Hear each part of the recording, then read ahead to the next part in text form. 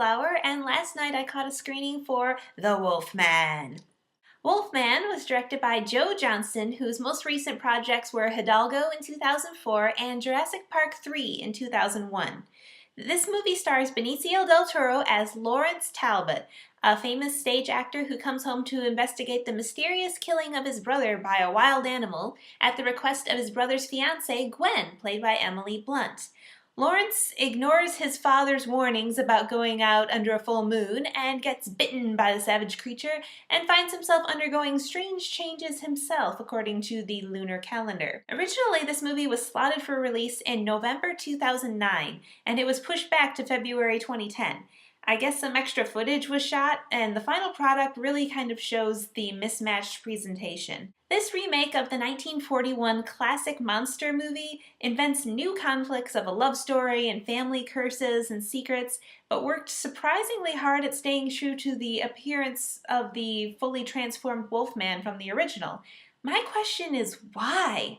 Why do a remake if your final product doesn't look significantly better? The movie begins in an exciting way to show off the impressive speed of the Wolfman as he sprints past and slices and dices his prey. This is not a movie for the squeamish, since severed limbs, decapitations, and strewn intestines are thrown about like party favors.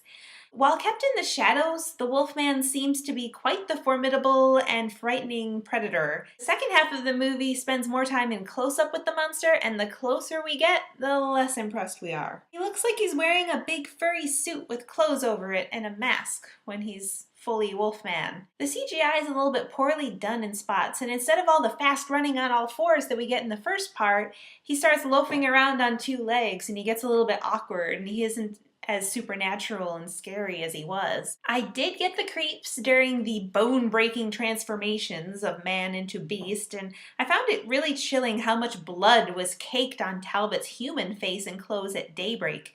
But I really wish that this movie as a whole could have blown me away a lot more. Anthony Hopkins is still Creepsville. His matter-of-fact statements about love for his family are so chillingly hollow. I found him to be much more frightening and intimidating than the Wolfman creature himself. I love you, Lawrence. Look into my eyes. They are dead. Blah. The darkness and the suspense of confrontations with him really made me kind of sit up and take notice. I was disappointed in Del Toro's Lawrence Talbot in human form. He was a boring, quiet, polite American fellow.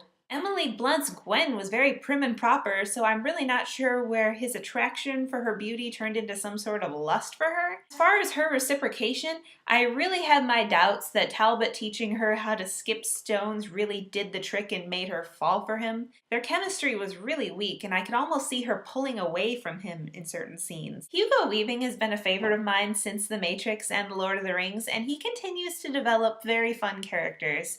He's a Scotland Yard detective with great logic, particularly when he chooses to stick around the tavern where the Wolfman's potential targets would be, rather than go solo around the countryside looking for him being an easy target. Wolfman might have some story problems, CGI issues, the absence of a romantic story, but I still got a few good jumps out of it. I thought it was a fun ride in comparison to the other fare I've had so far this year in the dull winter months. Stay away from the rom-coms and give this one a try instead.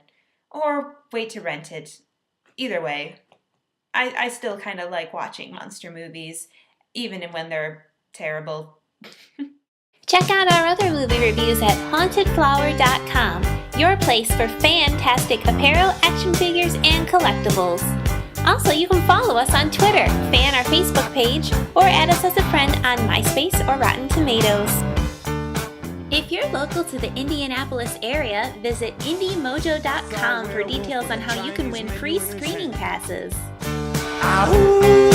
Where was London?